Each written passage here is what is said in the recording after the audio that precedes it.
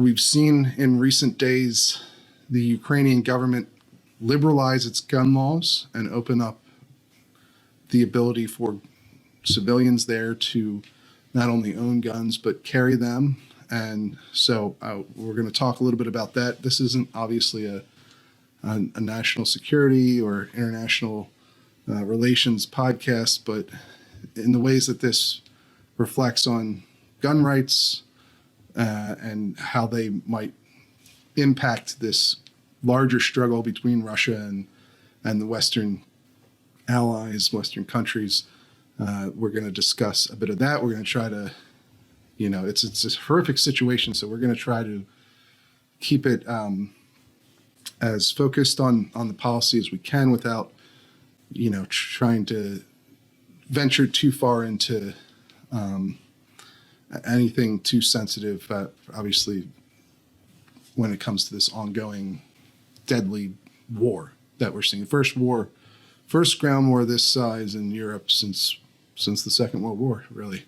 But just want to ask you real quick to start off, this new law, you took a look at the specifics of it in Ukraine. What exactly does it do, and how does it compare to what the previous regime of gun control was in that country? Sure. So when Ukraine gained independence just over 30 years ago, one of the things that Ukraine and most countries that came out of the Soviet bloc had to deal with was that they had to basically, a lot of the time, build laws from scratch. And because you have to build so much, sometimes things kind of slip through the cracks. So one famous case is that Hungary, for example, had no law dealing with insurance fraud. And they only found this out 5 or 6 years ago. And for Ukraine, guns basically kind of fell through the cracks. And since their independence, all gun regulations basically were done through fiat of the Interior Minister, who's effectively the top cop, kind of like a combination of the FBI head and the Attorney General, something like that, for the United States at least. And he usually adopted kind of the standard European line of making it relatively difficult to get firearms, nothing out of the ordinary for the continent. But there was always technically the possibility that you get a new interior minister who just kind of didn't want to like firearms and could just sign them away, and that's that, no more firearms. And so there had been attempt after attempt in the Ukrainian Rada, the parliament, to try to pass some sort of law codifying gun laws. And they had tried repeatedly, but it was never a pressing issue because obviously they were building a country, and then they were, in revolution in the mid-2000s, and obviously the events of the last 8 years. But one of the main reasons that finally helped this to move along was that in 2019 you had Sluga Naroda, who was Servant of the People. It was a brand new party that kind of just swept the country. And they were the first party in Ukrainian history to get a majority in the parliament. And that really helped finally be able to move it along. Because even while it was a big tent party, but it was still one single party, and you didn't have to kind of wheel and deal as much. And so the main difference fundamentally is that this law actually puts into effect the idea that you do have a right to own a firearm in Ukraine. I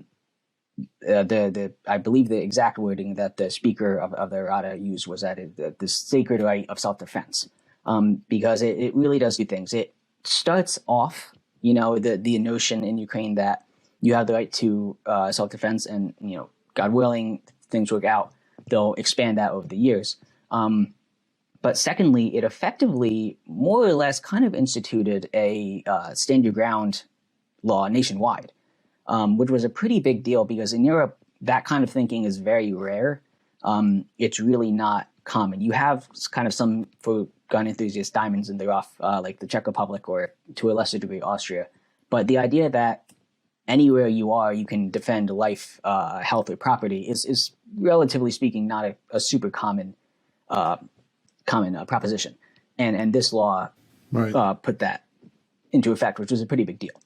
Yeah, and I mean, obviously, actually, we still have debates over that very concept here in the United States, even though we have some of the strongest gun rights protections in the world, and stand your ground concept of self-defense is really very prevalent here in the United States. Not every state has it, but most of them do. You still see gun control groups, even the biggest ones, Everytown and Giffords, I believe Evertown has actually been pursuing a campaign just this week to try and remove stand your ground protections in most states, and they have been obviously for years. But so obviously we're coming at this from a American perspective on gun rights, which, as you just outlined there, is pretty starkly different from the European perspective in most cases on gun rights. And what makes this whole conversation, I think, relevant to people here in the United States is that, unfortunately, it seems there's going to be a real test of the basic ethos that most Americans ground their belief in the Second Amendment on. It's essentially that an armed populace can more easily resist tyrannical oppression. Obviously, you have undeniably a tyrannical oppressor trying to literally take over Ukraine by force. And for a long time in America, we've held the belief in the gun rights community, at the very least, that an armed populace will prevent something like this. Obviously, we have a history here of exactly that. It's baked into our founding as a country, but you don't see this attitude much in Europe anymore. And so that's what makes Ukraine's shift on this issue interesting, right? Yeah, because generally speaking, I mean, from a gun rights perspective, Western Europe is kind of hopeless. I don't know. I think the Russians would have to be kind of knocking on the Eiffel Tower for them to maybe change the kind of structures that they have. And to a degree, if you're looking at this from an American perspective, it's not going to seem like it's overly exciting. For example, pistols are still only restricted to athletes. It's really hard to, if you want to say a revolver, you have to be in some sort of dangerous profession, so a judge or a journalist. But for one, in defense, is that Ukraine hopefully one day will be in the EU. That's been their goal. That's what they've always wanted. And the EU is surprisingly pretty loose on gun laws.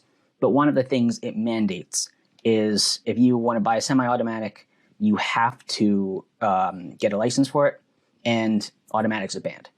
And they try to gently nudge member countries to require licenses for everything. And all countries, aside from Austria, do require licenses for everything. Austria, you can buy bolt actions and revolvers without a license, but they're alone in that. But some countries have kind of found creative ways of not getting around this, but kind of embracing it. Like, for example, the Czech Republic makes it incredibly easy to get licenses. It's kind of just like a driver's license. And they basically staple a concealed carry permit to your license. So, out of all of the people who have firearms in the Czech Republic, 2/3 concealed carry.